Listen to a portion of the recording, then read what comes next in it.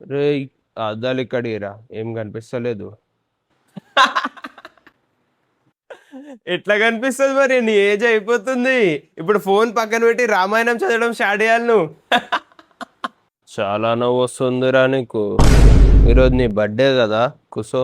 Happy birthday. Thank you రా. సమయం ఎంత తొందరగా గడిచిపోయింది గదరా! అసలు తెల్వనే లేదు. ఎప్పుడు నువ్వు బెడ్ మీద ఉచ్చబోస్తూ మా కోరికల మీద ఉచ్చబోసేసినావో.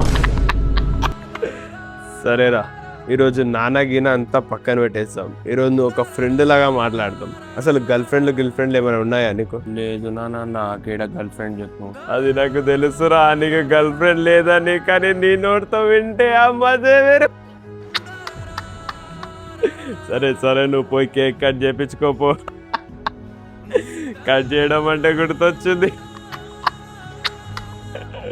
సరే సరే, ఉండలేదే, నువ్వు తట్టుకోలేవు.